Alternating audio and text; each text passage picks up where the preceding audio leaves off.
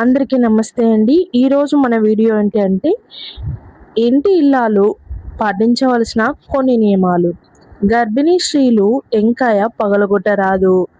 ఇంటి ఇల్లాలు గాజులు, నుదుట బొట్టు ధరించకుండా ఉంటే అప్పులు ఎక్కువగా పెరుగుతాయి. తడి కాళ్ళతో మంచంపై నిద్రిస్తే అప్పులు పెరుగుతాయి, ఆరోగ్య సమస్యలు వస్తాయి. గురువులను దూషించిన, వారిని అవమానించిన గురుదోషం కలిగి ఇంట్లో సంపదలు నశిస్తాయి. పసుపు కుంకుమలు రాసిన గుమ్మంపై కాలు మోపి గృహంలోకి అడుగు పెట్టడం వలన సంపదలు నశిస్తాయి.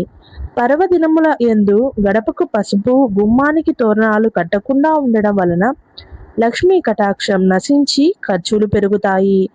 బీరువా యొక్క తలుపులు ఎక్కువ సమయం తెరిచి ఉంచడం, తాళం వేయకపోవడం వలన లక్ష్మీదేవి వెళ్ళిపోతుంది, సంపదలు నశిస్తాయి.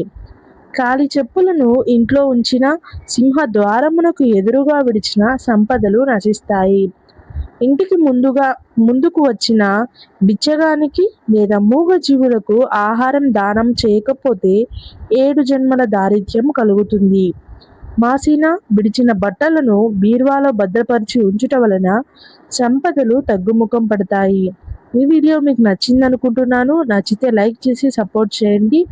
అలాగే ఇలాంటి మరెన్నో వీడియోల ద్వారా మంచి మంచి సందేశాలు తెలుసుకోవాలనుకుంటే మన బైరా క్రియేషన్స్ని సబ్స్క్రైబ్ చేసుకోండి. Thank you for watching. నమస్తే.